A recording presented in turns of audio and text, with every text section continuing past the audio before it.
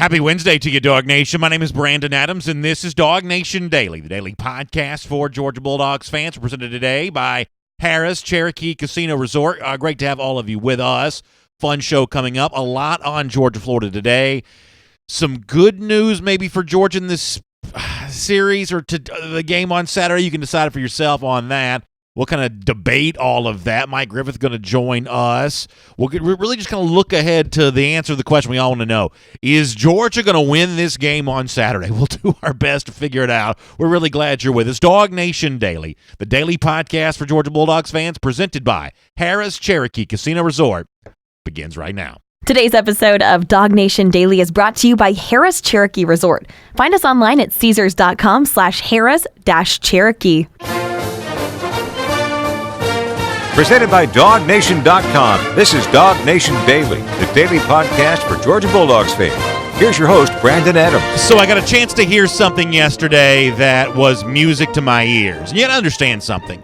Here on DawgNation Daily, presented by Harrah's Cherokee Casino Resort, when we first started doing the Gator Hater Countdown, this would have been back 2016 season after kind of a long stretch of losses for Georgia to Florida. With all of that going on back then, the thing that we really craved was for Georgia fans to view Florida as the program's biggest rival. Now, not to sound immodest, but I feel like we've done a pretty good job of laying out the case over the course of the last few years. And while Georgia has a lot of rivals, and we'll hear from Kirby Smart on that coming up in a moment, given all of that being true, I think we've certainly done a pretty good job of illustrating why we think the Gators ought to be numero uno, if you will. And not everybody agrees with that. We'll never change everyone's mind, but I think we've done a pretty good job of making our case on that. But ultimately, the thing that I really wanted was, beyond just Georgia fans viewing Florida as the biggest rival, I wanted Florida to unquestionably view Georgia as its biggest rival.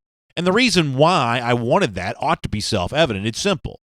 That if Florida views Georgia as its biggest rival, that must mean that Georgia must be a real problem for the Gators, must be preventing them from doing things that they want to do, achieving a status that they want to achieve. And lo and behold, that's kind of the place we find ourselves in right now. Not the case back in the 90s. Maybe as painful as watching Steve Spurrier beat up on the Dogs back in those years is to also hear Florida essentially treat Georgia as an afterthought rivalry.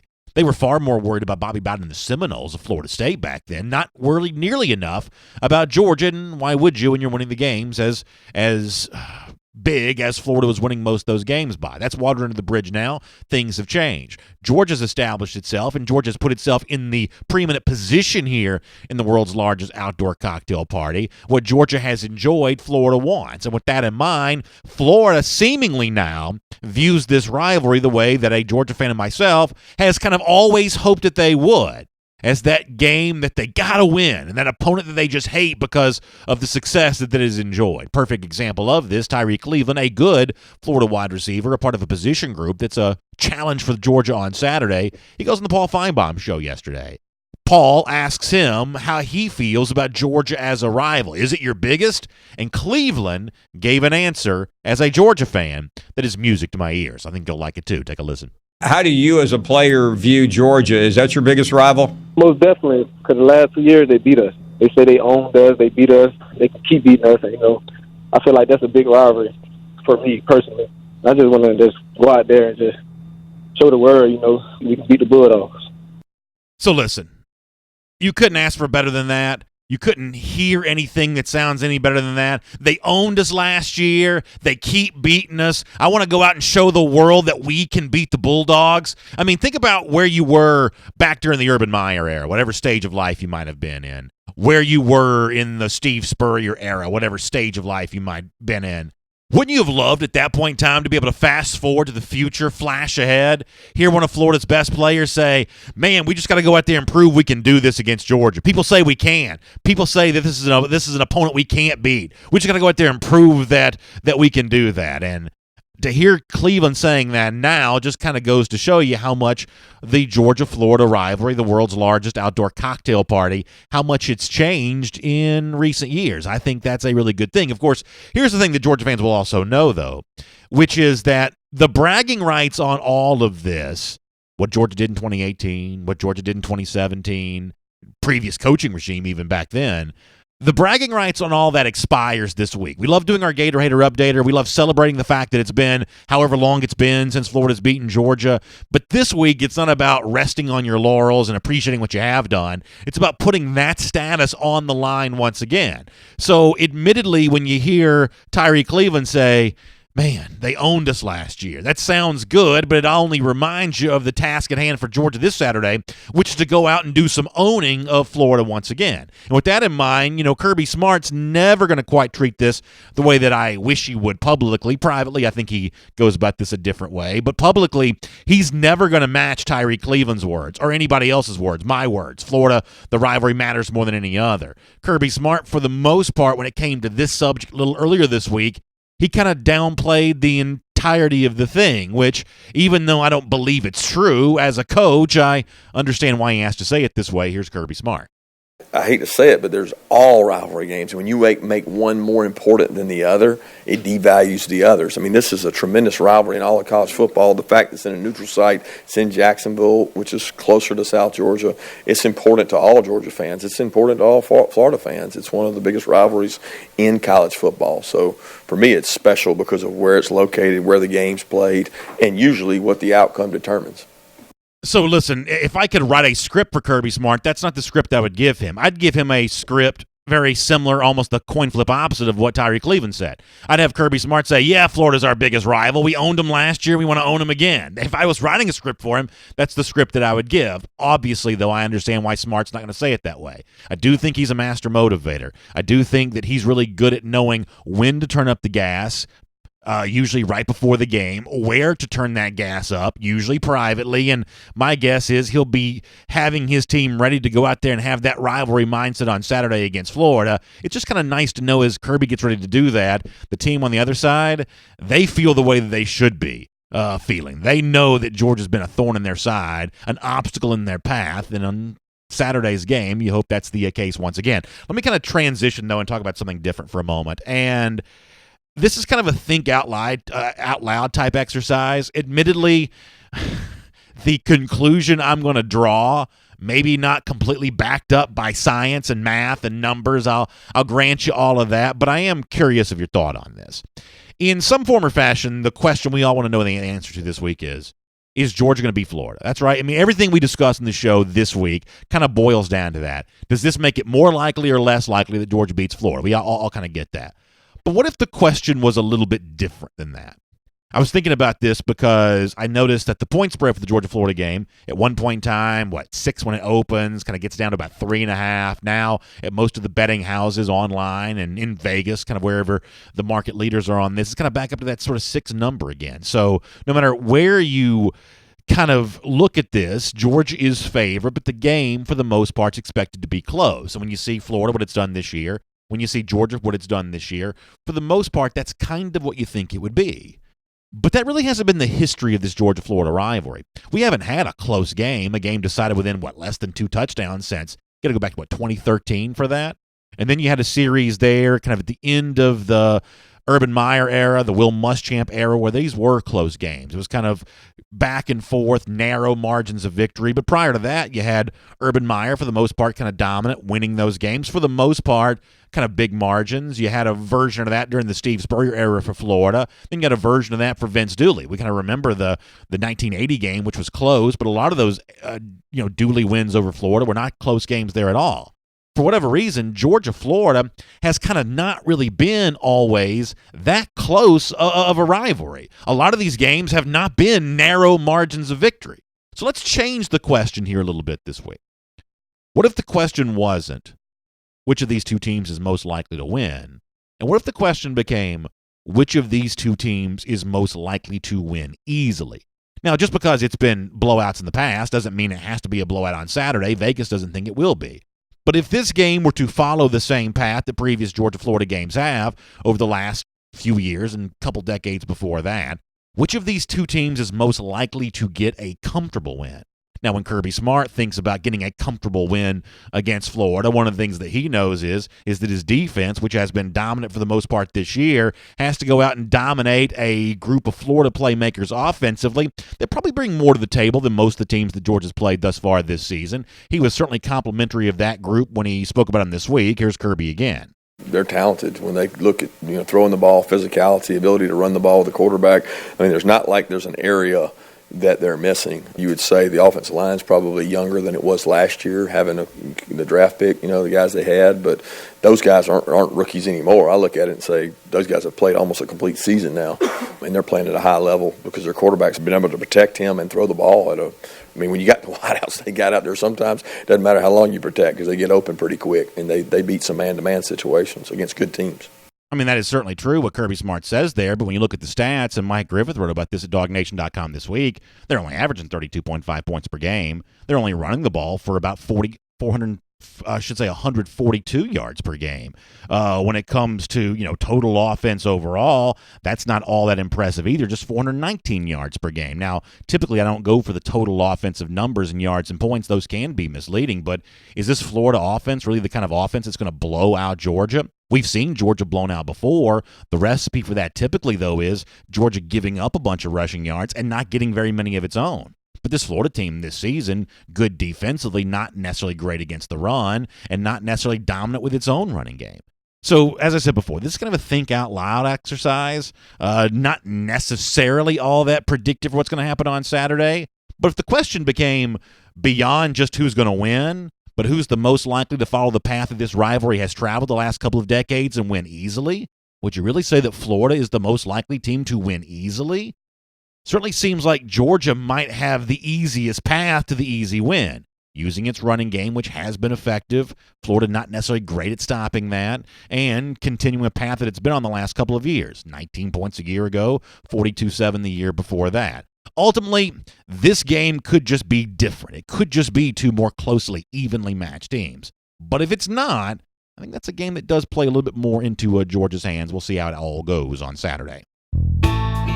My name is Brandon Adams, and this is DawgNation Daily, the daily podcast for Georgia Bulldogs fans. Hello to you, and thanks for being with us. Live on video today, 10 a.m., DawgNation, Facebook, YouTube, Twitter. We're the radio at noon on Athens Sports Radio 960 The Ref, and we're available as a podcast wherever you find them, including the world-famous DawgNation.com. And we're brought to you today by Harrah's Cherokee Casino Resort. Of course, you know my friends there. I've been kind of bragging about them for a while now, and they've got two properties to get to. The cool thing is, very close to Atlanta. Both the properties just about a 3-hour drive from Atlanta, really less than that. What about Harrah's Cherokee Casino Resort and Harrah's Cherokee Valley River? Now, both of these properties, you really roll out the red carpet. Huge gaming area, very nice hotel. Harrah's Cherokee Casino Resort also has a gigantic, just entertainment space, 10 dining options. The whole 9 yards is all there for you. And coming soon at both these properties, the book. That's right, sports gaming coming to the Harrah's Cherokee Casino properties, both at a Harrah's Cherokee Casino Resort and Harrah's Cherokee Valley River. I'll give you the website, but it's also probably a pretty good Google search there as well. Just simply go to Caesars.com/Harrah's-Cherokee. /casino/the-book, or you can just simply search Harrah's Cherokee the book, and I'm sure it'll get you exactly where you need to go. Really excited about that coming up. Also excited about seeing so many of you this weekend for our DawgNation invasion in Jacksonville. Of course, that's all brought to you by our friends at Kroger and R.S. Andrews and Peach Pass. Can't wait to be a part of our luxury all-inclusive tailgate for those of you going to be a part of that.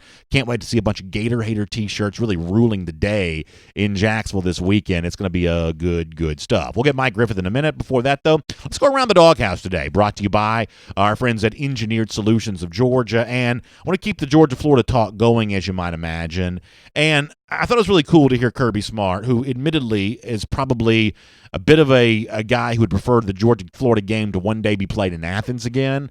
Certainly with that in mind, though, he certainly understands what can make this game kind of special. The magnitude of the rivalry, the feeling of this game inside Jacksonville. Thought it was cool to hear Smart talk as much about that this week as he has. So as a part of our Around the Doghouse brought to you by ESOG, let me let you hear a little bit of Kirby Smart on that point.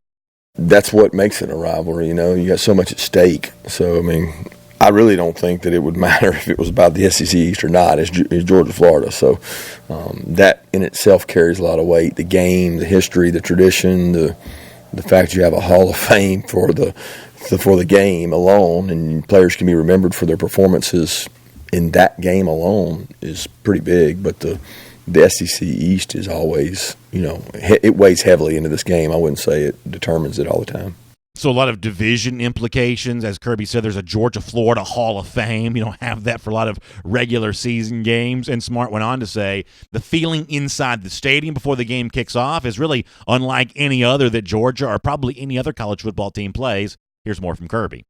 That's probably the most unique thing is the split 50-50 because it's weird. You have a weird feeling in there sometimes. It's so different than I call it a pro mentality because people there's no student section. They're chanting for you or against you when you come out of warm up. It's not like that. The atmosphere in pregame is very different. It's a different feel because when you go out pregame at a road game, it's like I'm in enemy territory. When you go out in your place, you're in friendly confines, but there's a lot more energy and buzz. And it seems like at this game, the times I've played in it and coached in it, it's more flat in warm-ups, and then all of a sudden, boom, you come out for the game, and everybody's in their seat. They come in at the same time as opposed to being in there early. Good description from Kirby Smart of what the game's all about, what it feels like for coaches and players. And I tell you, you hear him talking. I've heard from so many Georgia fans this week, man. Cannot wait to be in Jacksonville on Saturday. Looking forward to that. Around the Doghouse, presented by our friends at Engineered Solutions of Georgia. ESOG is a solutions-based company. So when it comes to issues facing your foundation, your waterproofing stuff, maybe some water creeping into your basement, having a solution to that problem is really important. Sometimes those are simple, easy fixes, and if so, ESOG can provide that for you. Oftentimes, though, it's a more complicated issue. And let's face it, when it comes to a foundation type thing, that can oftentimes be the case. Well, if that's true for you, even more of a reason to reach out to Engineered Solutions of Georgia because they have 2 full-time engineers on staff and they can help get your house, the structural integrity of your home, they can return that to the status that it's supposed to be in because they've dedicated their life to being good at that kind of stuff. They also offer an unbelievable, fully transferable triple protection warranty on materials, installation, and design. So it's a great deal to reach out to my friends at ESOG, and you can call Engineered Solutions of Georgia right now. Simply dial 678-ESOG now. That's 678-ESOG now. Dial Engineered Solutions of Georgia at that number, and they'll take really good care of you. Good to have you with us here today. It's DawgNation Daily, presented by Harrah's Cherokee Casino Resort. Hope you enjoy Mike Griffith right now. From Athens and across the SEC or wherever the recruiting trail may lead, here's a DawgNation.com insider. We'll settle to Mike Griffith and bring him in here on the conversation. DawgNation Daily, presented by Harrah's Cherokee Casino Resort. And Mike, before you joined us, I kind of told the audience that I'm kind of thinking out loud here for a moment. This is not necessarily a fully formed idea, but when you look at the recent history of Georgia-Florida, or really even when you look at the long-term history of Georgia-Florida, this year the odds makers expect it to be a close game. Georgia is favored, have been throughout the week. At one point in time, a 6-point favorite, then down to about a 3.5. Maybe now back up to about 6 or so again, but the one consistent there is that Georgia's been favored, but not necessarily by a wide margin, kind of less than a touchdown for most of the week here. Vegas is expecting this one to be a closer game, but the history of Georgia-Florida is not necessarily a lot of close games. I guess when you head towards the cocktail party this weekend, what are you expecting? A game that feels like 2 top 10 teams evenly matched, or a game that feels a little bit more like the Georgia-Florida games of the past, which is one team typically just better than the other? Wow. Well, there may be one team better than the other one, but as we saw with Georgia-South Carolina, who plays better than the other one? I'll tell you what, I think the thing that gets overlooked a little bit is how good both of these defenses are. I expect this to be, I know Georgia fans don't want to hear it, but we could be sitting there 0-0 halfway through the second quarter. This looks to me to be another one of those, physical, grinded-out type of games, neither coach wanting to make a mistake. We know that Kirby is going to be patient with his run game. And, Dan Mullen tries to be balanced. Now, they haven't been as balanced this year. They have been more effective with their pass game.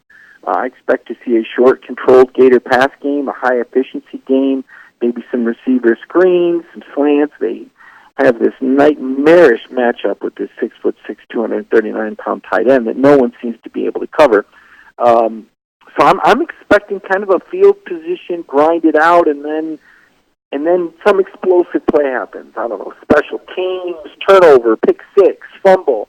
and that kind of ignites the fuse, and we see a frantic fourth quarter finish. So that would certainly be an interesting way to watch this game play out. And admittedly, I'm coming at this from someone who obviously wants to see, Georgia win this game. I guess the one thing I start to take some comfort in as you head towards the weekend is that when you've seen Georgia just not show up for a game, LSU last season, Auburn in November of 2017, when the opponent just got the better of Georgia, the recipe for most of those games was Georgia giving up too many rushing yards and not getting enough rushing yards of its own. Well, you wrote about this at DawgNation.com this week. Now, typically I'm more into the efficiency stats than the total number stats, but I'll use your numbers for now on this because I do think it tells a story.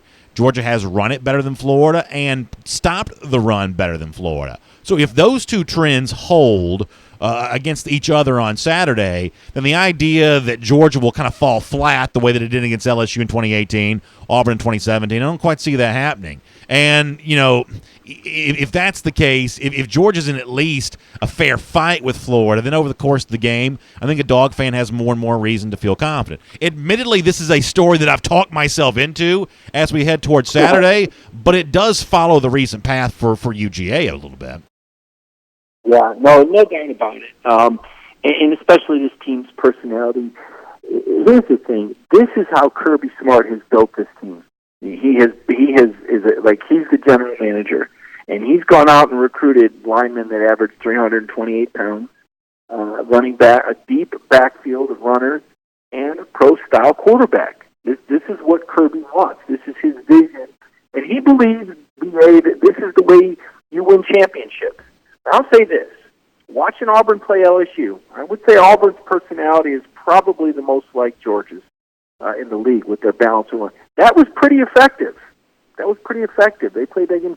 So Kirby might have the right formula. The question is, can they pass the ball just well enough? Because even if you want to run the ball when you're running into those 7 and 8, and you and I sit next to each other in the press box, we exchanged plenty of glances during the Kentucky game.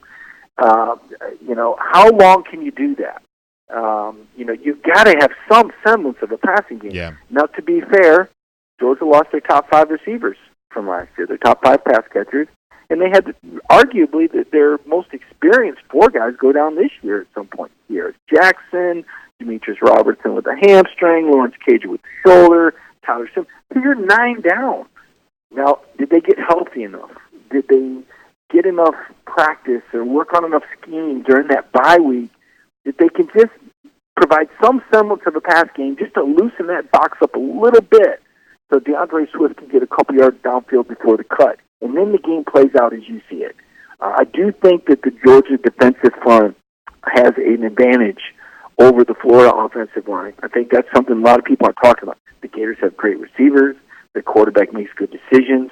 But has Florida played a defensive line and a defensive front like the one Kirby's going to throw at him? Yeah, I want to get more to the line of scrimmage stuff here in a minute because I think that's a very important part of this game and something else I know that you've written about at DawgNation.com this week. Let me stay on this topic, though, just for a minute longer because you do mention the offensive stuff. And admittedly, people have heard me or read some of the stuff that I've written. There is a certain quotient to the UGA offense that I think is needed that I haven't seen yet. And this week, Mike, my thing on this is, and once again, this is kind of coming probably more from a place of a fan than an analyst necessarily, but my thing is, listen, Kirby knows how big this game is. I said on Monday that I thought in terms of what's at stake for him if he loses, it's the biggest game he's coached in thus far as Georgia coach. He knows the stakes. Mm-hmm. He knows what's on the line here. So I think at a certain extent he ought to be free to use the game plan that he thinks is best. And if it doesn't work, then at that point in time, boy, you're heading towards a conversation that no UGA fan wants to have. But for now,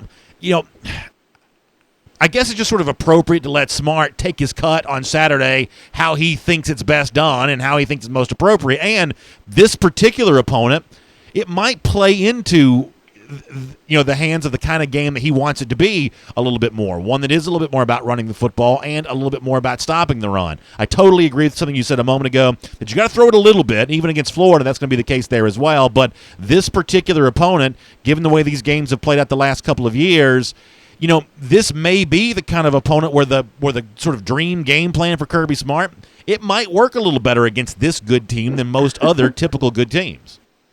Yeah, well, it could have worked against South Carolina if they didn't turn it over 4 times and miss 2 field goals. But that's a complaint for another day. But yeah, you're right. I mean, Kirby's got to do it the Kirby way. Here's 2 stats. One's going to make you feel good, and one's going to make you feel nervous. You probably covered it, BA. The team that rushes for the most yards has won 13 games in a row, and that would certainly favor Georgia. Yeah. However, 8 of Dan Mullen's 17 wins at Florida, the Gators have trailed in the fourth quarter. So this is a team that you better put away. You better that pound wearing teams out. It didn't work that way against Notre Dame. Remember, the Irish had the ball at the 48 after the terrible punt by Camarda. And they had a chance to win. You don't want to give Florida the ball at their own 48 with 2 minutes left and Kyle Trask and Dan Mullen.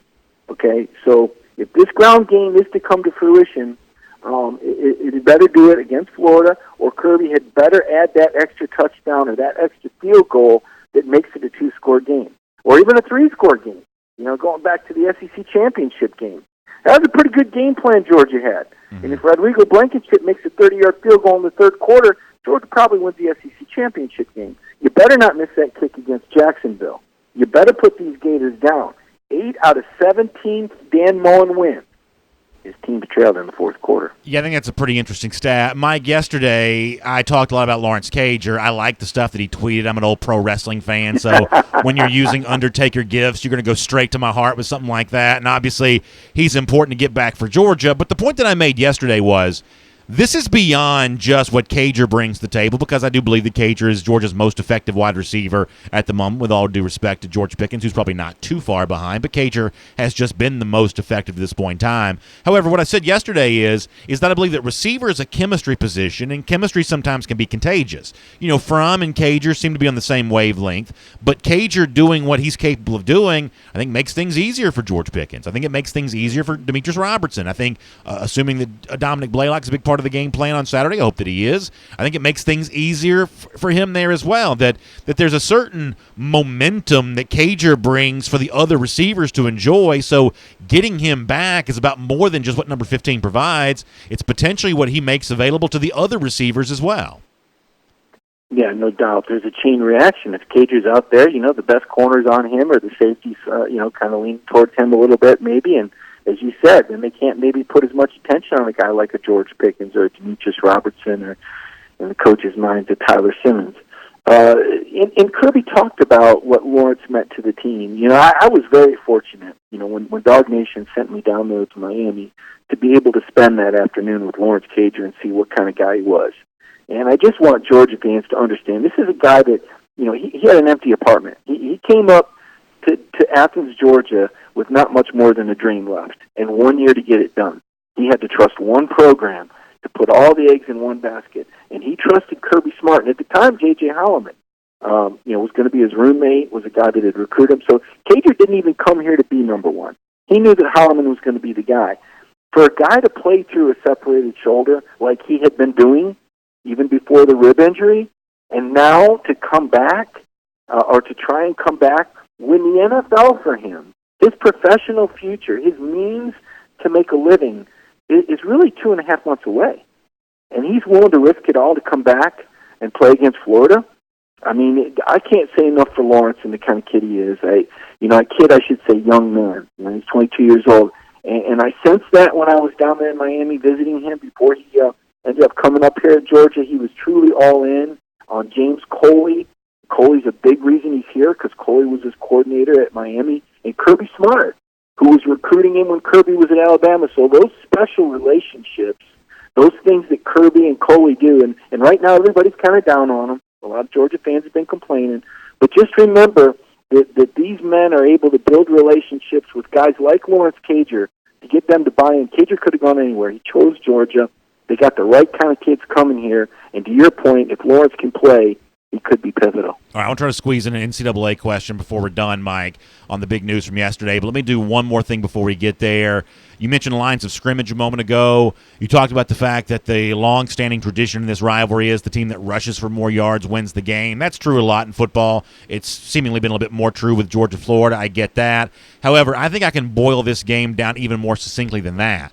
I don't need to know how many yards Georgia rushes for. If you can just tell me right now, write it down on a cocktail napkin, whatever, just tell me how many yards Florida rushes for, I'll tell you if Georgia wins the game or not, because you are not beating Georgia without running the football. Thus far, this Georgia team's been better at stopping the run.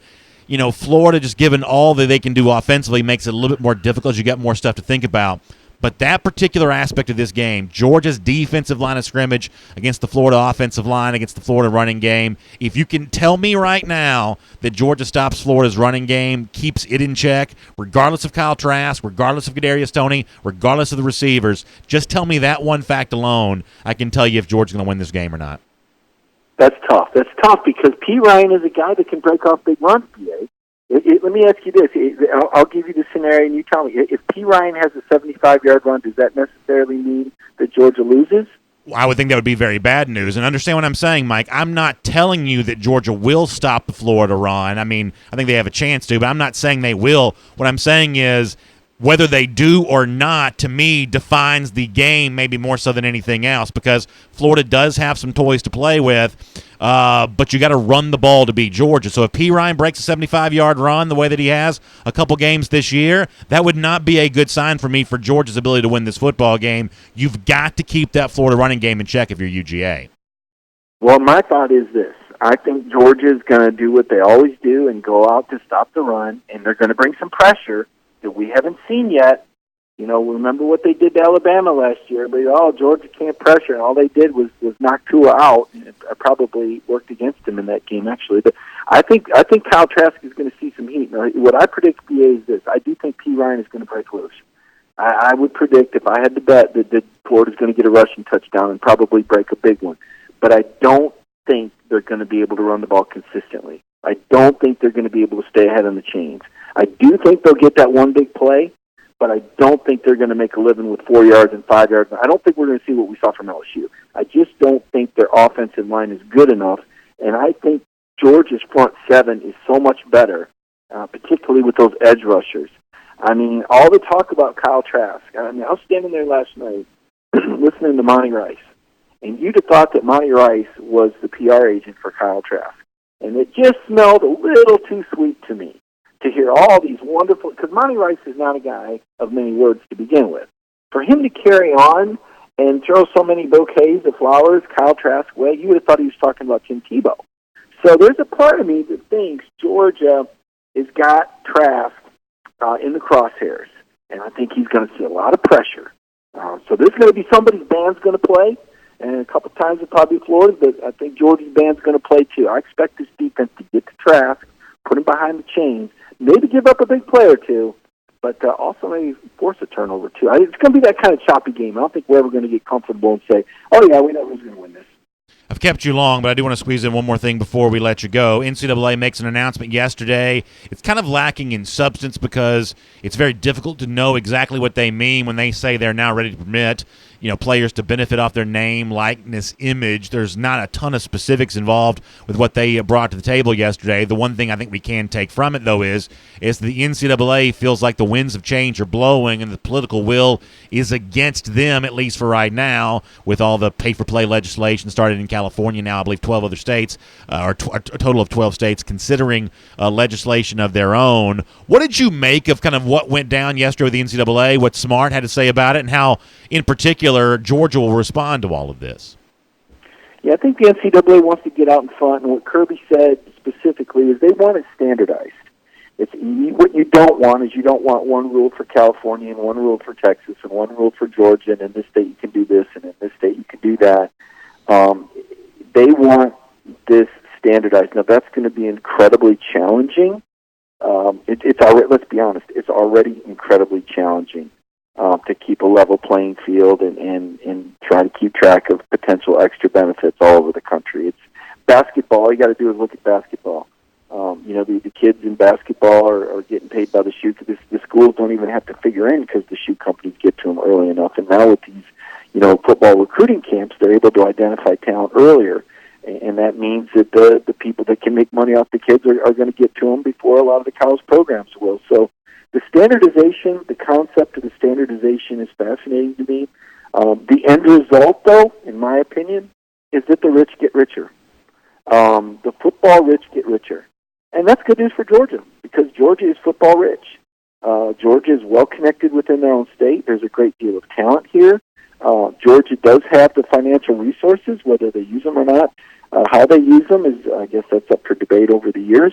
But to me, the rich get richer, and the end result would be that Georgia, programs like Georgia, Alabama, Michigan, Notre Dame, Florida, Texas, the traditional powers, they're the big winners in this.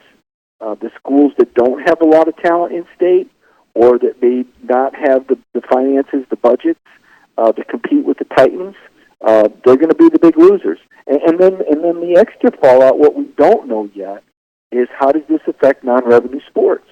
Is this going to be the end of some non-revenue sports at schools that don't make money because now they have to funnel more money into how players are paid, or they can't sustain the budgets to support a gymnastics program, a swimming program, a cross-country program. So to me, is this the beginning of the end for scholarship non-revenue sports? Will those turn into walk-on sports? There's a ton of dynamics to this, but I think Kirby said it best when he said this probably won't be finalized till January 2021, and he's going to worry about a lot more between now and then.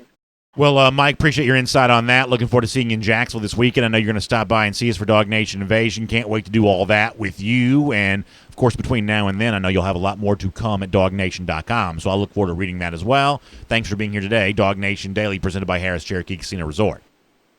Thanks, B.A. Have a great one.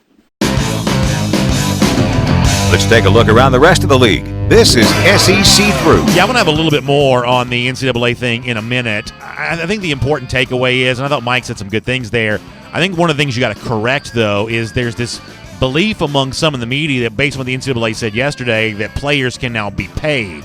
It's not quite as cut and dry and simple as that, nor is it obvious that any of what the NCAA said yesterday will ever truly come to pass, and we still don't know what form a lot of this is going to take when it finally does take shape. For the most part, the NCAA announcement yesterday was totally lacking in substance. It was simply a political gesture for them saying, we admit, at least in their view of the public temperature on this is, the longstanding opinion of the NCAA, they now feel like they have lost on the idea of total strict amateurism. Sounds like the NCAA is ready to take the L on that topic, but it's more complicated than a lot of the reports you may have read. We'll have more on this coming up in just a moment. For now, though, it's our SEC Through. Before that, I'm really excited about two things here today.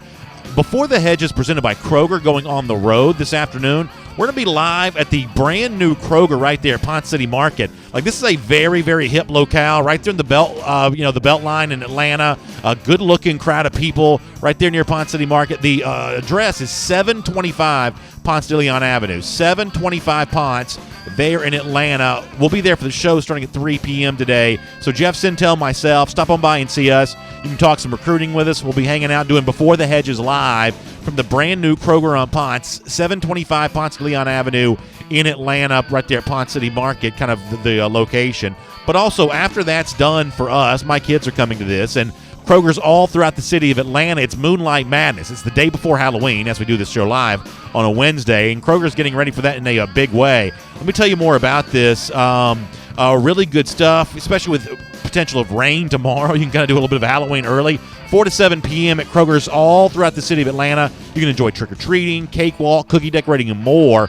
Kroger does this every year. It's a really fun event. My kids are getting dressed up. They're going to be at Kroger here today, and I'm sure Kroger's all near you. You want to be a part of this. This is a really fun kind of day before Halloween thing, and with rain expected tomorrow, a good chance to make sure you get some trick-or-treating in. Now, let's talk some SEC stories. I saw where there is a point spread available for Alabama-LSU. Next Saturday, Crimson Tide favored by 7 points. There's two things I want to say about this game. The fact that Bama's favored by a full touchdown. I know they're playing at home. I get that. But it shows you, I think, something that remains true in college football. I don't have any great pleasure in saying this, but it is obviously true that Alabama in a given year is not always the best team in college football. Last year they weren't. Clemson was the best team in college football. but they are always the hardest team to beat. Not always the best, but always the most difficult to beat. LSU this season could not have been more impressive up to this point in time than it has been. Number one in the AP poll for a reason. And yet going into Tuscaloosa, injured quarterback for the Crimson Tide, Alabama's still a 7-point favorite. Alabama, for the most part this year, has been less visually impressive than LSU has been. For the most part this year, they haven't quite had as many flex wins as what LSU has kind of put together, nor has it played as tough of a schedule to this point as what LSU has played. But Vegas and the point spread folks kind of know in any given year the toughest team to beat is Alabama, even for explosive LSU. One more point about this game, which I think is worth bringing up. LSU, Alabama, for the most part, is the exact opposite of what Georgia, Florida is on Saturday. Georgia, Florida on Saturday is kind of an elimination match. Both teams have a loss. Loser has a much more difficult path of, really, you're not going to win the East, you're not going to do anything. I mean, you lose this game on Saturday in terms of postseason goals, your season's essentially done. Georgia and Florida, therefore, have a little bit of an obligation to be careful during the game that you don't make the big mistake. But for Alabama and LSU, that's a very different storyline.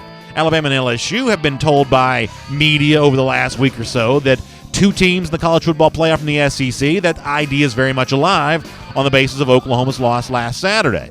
All of a sudden now, you have these two teams that don't have quite as much at stake. They're fun offenses to watch anyway. In a perfect situation, these two teams knowing that what they're going to do in Tuscaloosa next Saturday is a little bit of an exhibition. Loser of the game can still make the playoff. Given the fact these two teams are fun to watch as it is, that could make for a recipe for a very entertaining game next Saturday. We'll see if Orgeron and Saban truly choose to coach it that way. Let me say something about Auburn for a moment. There's all kinds of turmoil coming out of Auburn here. Fans want Bo Nix benched, worried that Joey Gatewood might transfer. A lot of Auburn fans have been calling for Gatewood to play a quarterback now for weeks and weeks and weeks. I said this yesterday. When you're not a fan, sometimes your perspective is a lot more clear. And for Auburn, it's important to note, they've played a very difficult schedule up to this point in time. Based on the opponents it's about to play, things don't get that much easier. But one thing you should note, every game Auburn has the rest of the season will all take place at Jordan-Hare Stadium. Ole Miss on Saturday, then it's Georgia, then it's Samford, and then it's Alabama to close out the season. Now, getting healthy at home and happy at home, you hope that doesn't come at the expense of Georgia. But in terms of collecting a couple more wins, dangerous at the end of the season against Alabama, for instance, that could still come from Auburn. This is a good team that's played a tough schedule. They've been on the road a lot. They're settling in for some home games. The Auburn we see in November could be a very different team than the one that was scuffling offensively in Death Valley and some of these other games that's played up to this point during the year. Malzahn's reputation as an offensive coach has been rightly tarnished. But that doesn't mean that Auburn still won't be heard from before the season is done. We'll make that your SEC through. And let me get back to the topic that was kind of interesting and newsy yesterday involving the NCAA here on DawgNation Daily, presented by Harris Cherokee Casino Resort. Let me start with this. I thought that Barstool Sports had a very funny response to all of this. Name, profit, image, likeness, being able to make some money off that if you're a player. It seems like we're getting close to that. Barstool had the funny thing from the England World Cup game with the big screen in the bar and showing the EA Sports video game, Orgeron on the cover, everybody cheering. If you're watching on video, you can obviously see that. If you're listening radio and podcast, you may have already seen this on social media anyway. And that kind of was mostly the response to every fan on this. Don't give me the minutia, the kind of TikTok of what all this means and who's going to make money and the legalese and the logistics. Just let me know, is the EA Sports game coming back or not? That's what the average fan wanted to know, and obviously I'm kind of much the same way. I'd love to be able to play this game with my children. I kind of grew up playing this game. I actually go all the way back as kind of a child of the 90s. I played the old Bill Walsh college football game on a Sega Genesis back around 1993. Don't think I wasn't playing with 92 Georgia on that game all the time with Eric Zier and Garrison Hurst and Andre Hastings at wide receiver, Shannon Mitchell at tight end. So I go back to, I think what was the original EA Sports college football video game, the Bill Walsh college football back in 1993. Enjoyed that back then. Love to see this game coming back. I'm sure many of you kind of feel the same way. And this is obviously kind of a complicated issue for the most part. I think that we don't know where all of this is going, just how much freedom to profit players will have in the future. Certainly the one thing that seems to be kind of off the table is the idea that you could pay a kid to come to your school. It seems like nobody has much of an appetite for that, but in life there are thinkers and there are doers. a lot of think pieces in the media. Georgia choosing to be more of a doer. I love this tweet from UGA. While we all try to sift through and figure out what all this means, Georgia's just going to go plowing headfirst into what it always does, which is recruit and recruit well. And with the NCAA announcement yesterday, Georgia taking full advantage of that on Twitter. I thought this was really funny. Essentially saying, hey, commit to the G, commit to your brand. And then the caption for the tweet says, grow your brand with the strongest brand. Hashtag keep it G. So the idea of players now being able to profit off their brand, Georgia very quickly putting its foot on the gas, saying, we're not going to be a thinker, we're going to be a doer in this case, and we're going to get out there and get in front of this and saying, hey, come over here and make a little money off your brand. We don't know what that means yet, but we do know whatever it is, Georgia says we're going to do that better than other schools are going to do it. So you at least like the fact that Georgia is taking advantage of this in the early going. I kind of thought that was a little bit funny. Kirby Smart, a little bit more serious, though, in his discussion about this yesterday. NCAA loosening the reins on profiting for players. Smart says maybe a little too early to know where this goes yet. I think they'll do a tremendous job. It looks like to me that they would come up with a proposal somewhere around January 2021 maybe, and that still seems like a long way off in my mind. But we'll have to prepare. Whatever they decide to go with, we'll deal with it. But I don't have enough information to form a complete opinion on it to understand it completely. Our biggest concern as coaches across the country are, is it going to be an even playing field? You know, the biggest concern was state to state, it not being balanced. And if it comes out balanced state to state, then we're all playing on the same playing field. So let me be semi-serious about this for 1 second. I think that the NCAA has decided that its stance on amateurism is unpopular because they get beaten up by the media on this. And the media, I think, feels emboldened to criticize on this because Twitter eggs them on. You saw the senator yesterday that tweeted the thing kind of pushing back on this. He got like 22,000 responses. Media loves to talk about who gets ratioed on Twitter.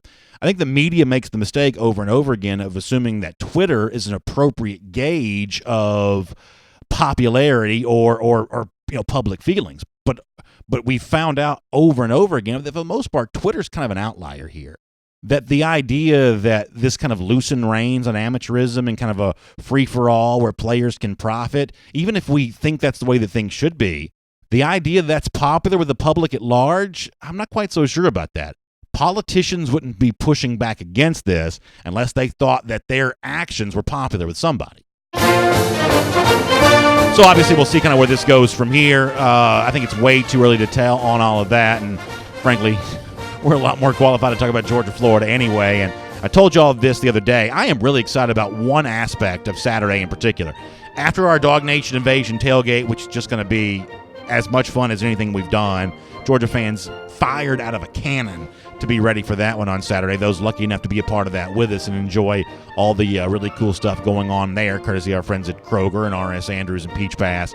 Did you know that after the game, I'm going to watch the game from the stands, Gator Hater t-shirt on, decked out, ready to go, not sitting in the ivory tower with the rest of the erudite media. Down there with my people, UGA fans. We're pulling out all the stops for Georgia, Florida on Saturday in the cocktail party. Looking forward to doing it. There's one reason why. The Gator Hater Updater, we want to see that number keep climbing. It's 1,096 days today. We'll see you tomorrow, DawgNation Daily, presented by Harris Cherokee Casino Resort. And on video, a lot to discuss on today's program. And as I said before, admittedly, at this point in time, I'm just looking sort of for anything that kind of suggests that Georgia's going to win this game against Florida on Saturday. We've kind of thrown objectivity out the window when it comes to this one. We know how bad Georgia needs it. We know how bad Kirby Smart needs it. We know how bad UGA fans want it. And we're simply going to try to figure out a way for Georgia to get there. And it's going to be a great day once it happens, assuming it does go down. So that'll be the spirit with which we take your comments here today on the program. I know I say this every day and we never do it, but today, literally, we do have to be pretty prompt on this. So what do you say we do a good, strong 20 minutes? It's about 10:54 right now. Let's do a good, strong 20 minutes. Let's get off the air around 11:15. Does that seem doable? Does that seem okay with everybody? 11:15 to get off the air here. So we'll kind of roll through that and do as much as we can. And, I mean, do you agree with my point? I guess if Florida doesn't run the ball against Georgia, then they are not running away with this game, certainly, and nor do I think they're likely to win this game.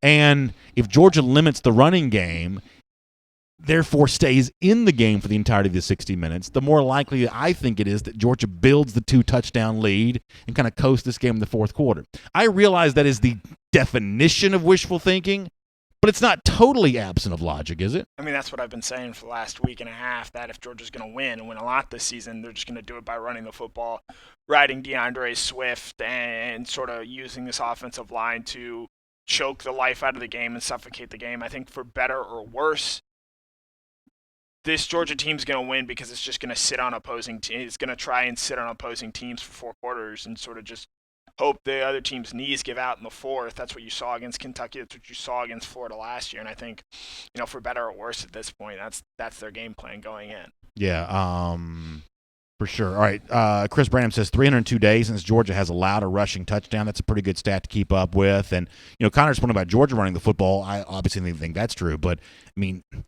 I think this one kind of comes down to, even if Georgia's held to a somewhat meager total this season, maybe not quite as robust in that regard as it's been, say 2017, 2018, boy, I think that I think that Georgia can be in okay shape here. Drew Miller says stats not going Florida's way. Florida's 25th in total defense.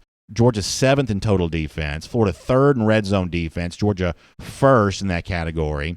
Florida 52nd in total offense. Georgia 21st in total offense. So I think it's very interesting. Now, normally I kind of lean more towards the efficiency stats and some of the advanced type stuff, unless when the regular stats tell me what I want to hear. That's when I'm going to gravitate more towards those.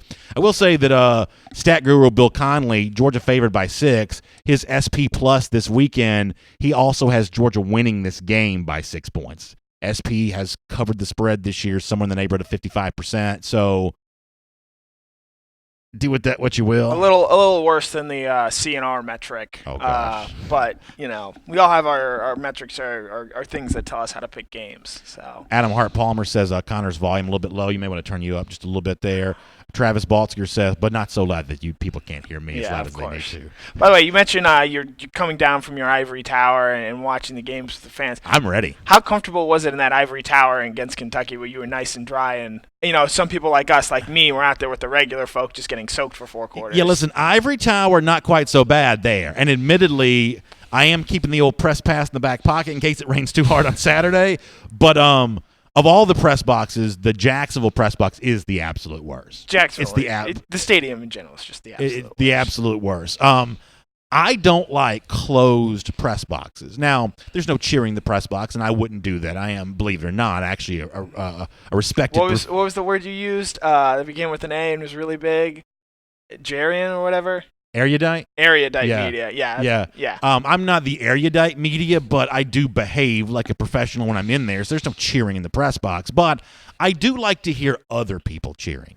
And in most of the press box you go into now, Auburn's still the opposite, Georgia's still the opposite, a couple of them are going to be still the opposite. But most of the press box you go to now, there's like this big glass thing. You can't hear the cheering. And in some of these places, like Notre Dame, for instance, you couldn't hear anything. I'm talking about, it was like, I've never been in a more like airtight environment before in my life where it was completely soundproof. I mean, I'm sure the people that work next to us here at DawgNation World Headquarters Studios wish that our walls were as soundproof as some of these press conference our press box walls are. So, yeah, I'm looking forward to kind of being amongst the people. We're going to try to do some fun stuff on video for this. Some of that's going to be a little spotty just depending on what kind of cell coverage we get inside the stadium. So, I'm just really excited about this. I think sometimes in life, it's just fun to be a fan. We obviously analyze this stuff for a living. At times, you can be guilty of overanalyzing these type of things. Sometimes, though, it doesn't need to be more complicated than Georgia really needs to win this game on Saturday, and I really hope they do. Yeah, I mean, it's that simple. Al Davis just win, baby. I've voiced my displeasure before about how sometimes in college football, winning just isn't enough. The nice thing about Georgia for essentially the rest of the season is, it doesn't matter what the final score is, as long as Georgia wins out, they're going to be in the playoffs. We are not going to the judges' scorecard for any more games this season. Checking off the win is enough to be in that conversation for the playoff come December. Let me get John Carl Triano on this, who says, to be the man, you have to beat the man. Love the Ric Flair reference. And not just at home. Elite teams win big games on the road. Oklahoma loses on the road. Auburn has not beaten anyone on the road. Florida loses on the road. If UGA wants to be elite, they have to win at Jacksonville, at Auburn. It's all about winning big games against big teams on the road No team in the SEC has done that yet. Let's hope it's the Dogs get her done. I think it's actually a really good comment that this year we have seen, in the SEC anyway, home team domination, right? Florida beats Auburn, LSU beats Auburn, Georgia beats Notre Dame. We've seen home teams defend their home turf for the most part pretty well in the biggest of games. And the rest of the season will be determined by teams now trying to do the opposite. One of these two teams on Saturday winning in a neutral site venue. Georgia trying to, if it wants to make the playoff, doing what it did not do in 2017, winning at Jordan-Hare Stadium. Alabama's going to have to do that. LSU gets a chance to do that in November, 2 weeks from now. You can decide if it has to or not, depending on if you think two teams can make the playoff in the SEC. But I think that's actually a pretty good point that the month of November in terms of the playoff race is going to be determined by who can go win a game in a stadium other than your own. Penn State has to go to Ohio State. Yep. Ohio State has to go to Michigan, and you're not allowed to say anything about Michigan because you've just been all over the map on them all season. And trust me, no one knows that more than me. My opinion on the Wolverines does not matter at all because I'm wrong on both sides. Oregon has to go to USC this weekend, which I think is going to be a really tricky game for them. So, these top elite teams, Florida has to, as bad as Missouri has been these last 2 weeks, they've been pretty good at home, and Florida has just struggled with Missouri in recent years, and they have to go to Como in a few weeks. So, again, we're going to learn a lot about these, playoff top teams in this final month of the season because a lot of them are going on the road and playing in tough, hostile environments. Yeah. And I just bring up, Georgia hasn't won an SEC West road game yet under Kirby Smart. It's just about the only thing he hasn't done other than beat Alabama. But why you got to bring that mess up in here? So we're going to see if, for the first time, Kirby can go into an SEC West environment and go out and pull out a win. Justin Carter brings up an interesting point on Facebook, and then we're going to go to YouTube here in a moment. But Justin says, if Florida was to lose this game, how many more losses do you think Mullen gets against the Dogs before Florida fans start calling for his head? So I do think that the support for Mullen in Gainesville is about this wide and about that deep. Mm-hmm. I think a bad loss on Saturday, or a loss would be a bad loss. I think a loss on Saturday ushers in some of that kind of stuff, because one of the things that I wanted to say during today's show, just didn't have time to say it, is it's not necessarily a coincidence that Georgia-Florida games aren't typically close. Sometimes in football there are coincidences, and certainly Georgia is probably an example of some of those. But one of these two teams being good is usually a problem for the other. Case in point right now, Georgia's won these last two games easily the last 2 years. Look at the recruiting response to that. It's a Carson Beck. It's a Jalen Carter. It's a Warren Brinson. The possibility even of maybe more from the state of Florida. That Georgia's success is a problem for Florida. It's a zero-sum game. A win for one means a loss for the other. Florida fans are aware of this. They've spent time on their message boards talking about some of the recruiting losses that Mullen has accrued since he's been there. And if Georgia were to beat Florida using superior talent on Saturday, you're going to hear that brought back to life once again. So for as much as Kirby's got a lot at stake and criticism's going to mount for him if he loses, Dan Mullen's right there in the very same way. I'll let you speak after this. I'm sorry. These are two coaches who've just chosen to go about it a very different way. Kirby's trying to have the 11 best players in the field and tell each of those guys just to simply win their box. Dan Mullen has said, I'll be content with a little bit less talent, and I'm going to try to coach them up. It is a really interesting contrast in styles, and one of these two guys will be criticized for his chosen style after this game. Absolutely. And Matt Baker, the Tampa Bay Times, had a really good piece, I want to say yesterday, how Florida essentially kind of has to win this game this year because they are losing a ton from this year's team next year. I think 5 of their top 7 pass catchers, leading rusher, a couple offensive linemen, essentially the entire 5, 6, 7 best defensive players. This team is going to lose a lot, and they haven't, to your point, recruited very well. So if they don't win this game this year, and it looks like, just from a talent perspective next year, regardless of what happens with Jake Fromm, Florida's probably going to be at a disadvantage in that game. If you go 3-4, straight losses to your rival, that's never good for anyone. I think, one of the big undoings for Mark Richt was just he started losing to Florida once again in sort of embarrassing fashion. Yeah. And from knowing what we know, that loss in 2015 was his final nail in the coffin. And you do wonder maybe if Georgia had won that game, how different is, the Georgia history, and is Mark Richt potentially still here? On YouTube, Kenneth Nails asks a good question. Will Eddie be joining me in the stands? Eddie's definitely going to Jacksonville. For me, for some reason, it feels risky to take. I don't know if Eddie's ready for the crowd. Yeah, I don't know either. I mean, Eddie is fragile, right? I mean, he's a stuffed animal. I feel like it's kind of one of those things of, like the president and the vice president don't fly together at the same time. I feel like Eddie and I don't need to be in the same spot during the game. It's like the lone survivor where you have one member of Congress, away from the State of the Union in case something terrible happens. Yeah, so. I feel like it's something kind of like, along those lines. He's just kind of fragile. You have to be careful with him there in that regard. He'll be a part of our Pella Window post-game show after the game in celebratory form. I just don't know that I feel comfortable bringing him into the stands. I think Eddie needs to stay in the ivory tower. Yeah, and remember, Eddie's a target. Florida fans have been seeing Eddie, taunting them now for years. Eddie's a little bit of a target in a stadium like this. You better believe some of those ne'er-do-wells would love nothing more than to cause harm to him. GB2 says, we only have 2 games not over 400 yards of offense, Notre Dame and Kentucky. The Kentucky game was a play save, not turn the ball over game plan. And then we rip it Saturday and again have close to 500 yards. GB2, I certainly love that sentiment. I have chosen this week to kind of call truce on any kind of debate on the offense. I think the one thing that you do, just honesty compels me to admit, is that when you cite the total offense for Georgia against South Carolina, you got to understand that came after running 95 plays. I think, this is where you kind of get in trouble on the total stats type of thing. It's really more of a yards per play thing that you want to look at. Georgia's yards per play against South Carolina was not good. So you say the total offense has been good every single game, but if you build a total on the basis of running 95 plays, you're only averaging about, 4.6 a clip there that day, something in that neighborhood. That's not what you want it to be. So I'm not going to say that because I'm calling truce on any kind of debate over the offense, but that is something that kind of comes to mind with that.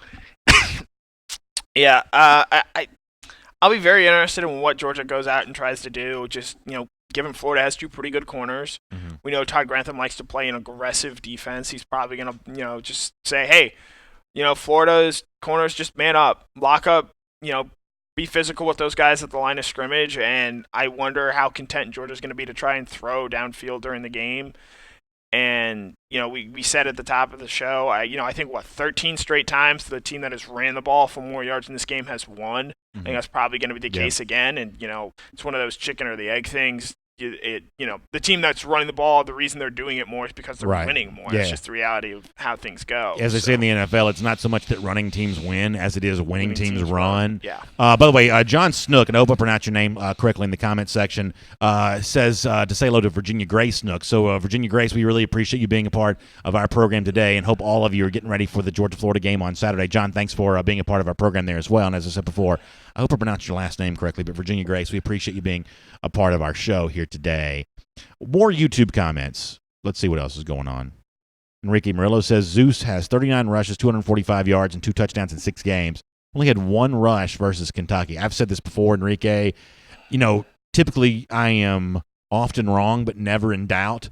When it comes to Zamir White, I have no opinion whatsoever. If you told me he had 211 yards rushing on Saturday, I'd agree with you. If you told me he didn't play at all, I might be tempted to agree with you. I literally have no idea what to expect from Zamir White. I just think, in big games, in games Georgia sort of has to win. Georgia had to win that Kentucky game. The Notre Dame game, similar. Georgia and Kirby Smart, they shortened the theoretical rotation, the bench, and he's sort of just shown he's only really comfortable giving the ball to Swift and Harrion, and he's not really looking to mix in a lot of, different running backs. You don't see James Cook getting a lot of touches. You don't see White, obviously, getting a lot of touches. So I have a feeling that because this game is so important and a must-win, I have a feeling we're not going to see a whole lot of Zamir White on Saturday. Dennis Wilson says, I hope you don't drink too many cocktails on Saturday. Dennis, here's the thing I understand. I am in the public service sector, so I'm going to Jacksonville not to consume cocktails myself, but to serve them to other people. I am proud host, MC, if you will, of DawgNation Invasion. I'm ready to make sure everybody else has a good time, but I'm not. This is a work trip for me. This is a business trip. I'll be suit and tie, ready to go. This is a business trip. I'm there to serve other people, make sure they get plenty of cocktails, make sure they're ready for the game to come. I'm there to be an entertainer, not necessarily to be entertained. You think Miami's drinking a lot of cocktails before their games, and that maybe explain why they lost to Georgia Tech of all teams? Yeah, maybe so. Dennis, come on now, buddy. Come on. We expected a lot more from your Canes. Not only do you lose to Florida, which is, understandable. Florida's a pretty good team. You lost to Georgia Tech, arguably the worst team in the Power 5. Yeah, listen, I just think that you start to wonder if Manny Diaz is one and done there in Coral Gables. One and done would be real tough, but that doesn't look that really actually. So what Miami's going through now really actually makes you maybe appreciate the job Mark Richt did the last couple of years, maybe keeping that program together. Because the reality is, this thing is just a mess right now for Miami. Michael Kelly says, just like last year, the bye week, Fromm's going to be spectacular and torch the Gators. I know you agree with me, BA. Admittedly, I have thought a lot about that this week. I thought that Fromm was just spectacular against Florida a year ago. And, yeah, I have to say that I've got a pretty good vibe, coming off that situation right now based on nothing. But Fromm was questioned and doubted after the LSU game a year ago and responded in a big way here. I think that he has certainly been off his last couple of games. The weather plays a role in that against Kentucky and whatever was the factor against South Carolina. But Fromm definitely stepped up in a big spot last year against Florida. It's that kind of superstar quotient of you want big players to play well in big games, and Fromm against Florida definitely did that a year ago. You've got that on your side if you want to really, make a bold statement about Fromm. You've got last year to lean on when it comes to that. Dog Life Ain't Easy says the Gators have been average for the better part of a decade. That's why Saturday is important. Because, and listen, I don't like to bring up negativity on Gator Hater Week, but I have to say this. Georgia really squandered a great opportunity. Think about 2013 and 2014 when Florida was not good. The end of the Will Muschamp era really squandered that chance. Even in 2015, 2016, when Florida won 2 Eastern Division titles, neither of those 2 Florida teams that won the division were very good. You have had an era post Urban Meyer. Even Meyer's final season in 2010 was not necessarily great. You've had this decade now where Florida has not really fielded what I would think of as a great team in any year of this decade. Now, I know 2012 they have a good record, and they came into that game with a high ranking, and it was a close game. I believe they were unbeaten in that game, going into that game. I believe they were as well, but that was not a great Florida team. They were very limited offensively. I think one of the things that makes Saturday so important is it's Georgia finally taking advantage of what has been there for it for most of this decade, which is kind of a down Florida team, not explosive offensively the way they were under Urban Meyer, certainly not what they were under Steve Spurrier. And Georgia, I think one of the biggest, I want to say sins, but one of the biggest just trip-ups for Georgia over the last decade is they just didn't take advantage of that. They let Missouri win the East twice. They let Averages Grits Florida win the East twice. They did not take advantage of that. Kirby Smart, to his credit, in 17 and 18, and you hope 19 is a continuation of that, has said, we are going to punish Florida for being down. And that's why Saturday is important, because you want that trend to continue. I'm not going to actually, but one of those Missouri teams was actually pretty good. The one that beat them in Athens. The 13 team? The 13 team. The 14 team that Georgia beat 30-0 was garbage. Actually, I can you on this one. I believe it was 34-0. It was 34-0. Close enough. Now you know how it feels. My last comment for the day, I want to pull it up. Forget who. I believe it was Grundy. Grundy. The Great Wall has to play perfect. If the Georgia offensive line plays well, and I think Andrew Thomas is obviously going to have a very good game, and whichever one of their defensive ends they put out there on him, I just don't expect much from him that game. One, because Grenard and Zuniga are not 100% healthy, and Andrew Thomas is the best player on Georgia's team. If the interior of that offensive line plays well, plays like they did in the second half of that game against Kentucky, I think it's going to make things very, very easy for this Georgia team to win this game. Yeah, I think that's pretty well said.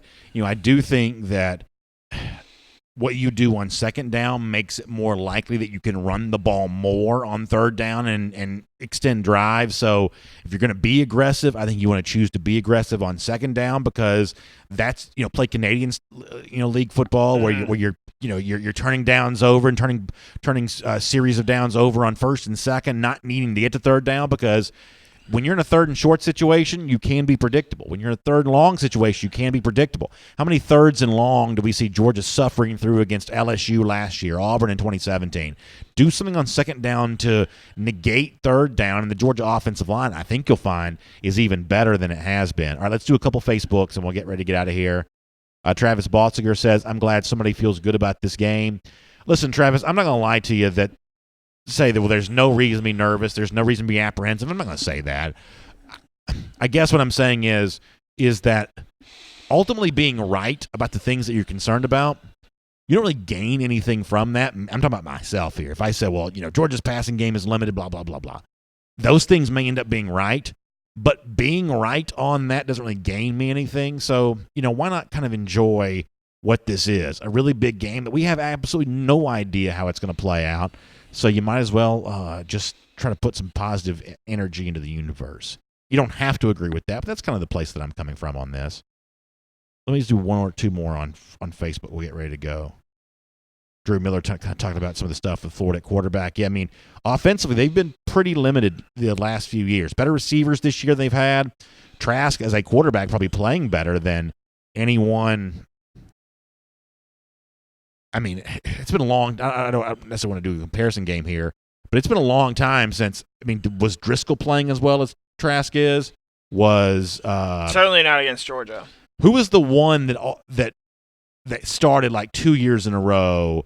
There was a transfer from like Oregon State or something like that. Who am I thinking about? Luke Del Rio? Yeah. Trask is better than Luke Del Rio. Yeah. So it's been a little bit of a while since we've had, a Florida quarterback playing as competently as Trask is playing thus far. It's 11:15. All right, we got to get ready to go. I'm looking for one more comment to get out of here on. All right, maybe I may not find it. So, all right, we're going to get ready to wrap up. Busy stuff for us. We're live at the Kroger on Ponce today. I hope you'll come by and see us. Connor, come back here for 1 second. Mike Goignier. We'll finish with Mike Goignier's comment.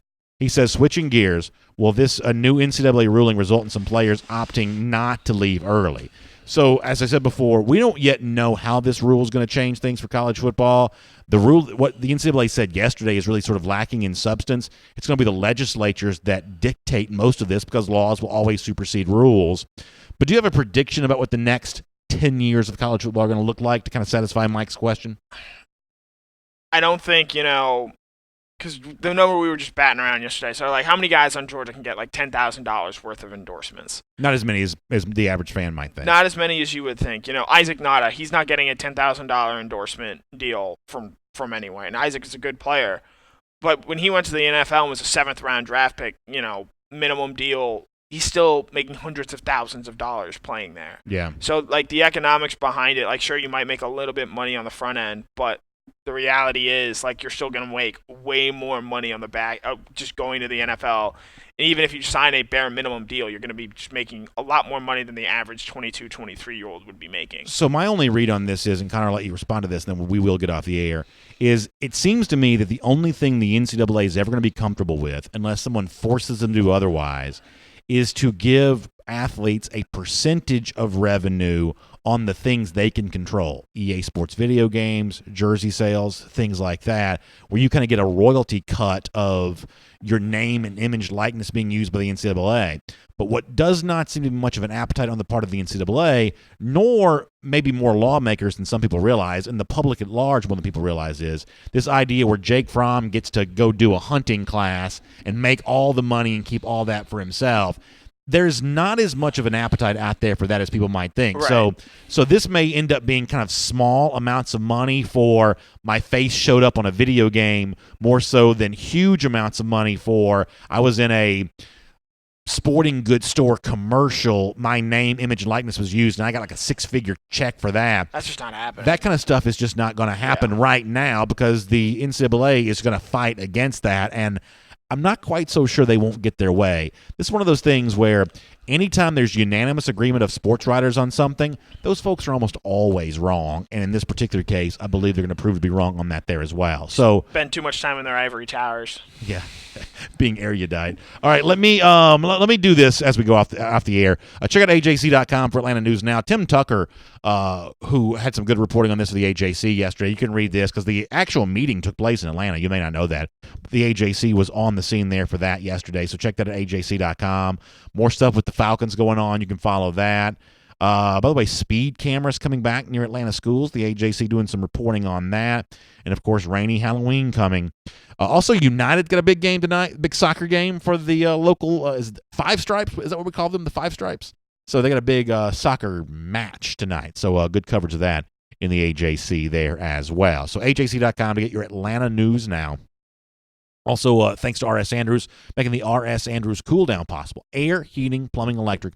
R.S. Andrews does all of that for us. They can do all of that for you, including the $99 Mega Furnace Safety Check. Cold weather season is coming. When you turn that heat on, you want to make sure not just that it'll keep you warm all winter, but it'll keep you safe and your house safe during the cold weather season to come. So rsandrews.com is a great way to make sure of that. For just $99, they'll give the entire system the once-over, make sure it is ready to go. We will see you tomorrow at 10 a.m. here for DawgNation Daily, presented by Harris Cherokee Casino Resort, and this afternoon for Before the Hedges, presented by Kroger, live at the Kroger in Ponce, 725 Ponce de Leon Avenue, the brand new, beautiful facility right there at Ponce City Market. Happy Halloween, everybody, and we will talk to you tomorrow. Thanks for being with us.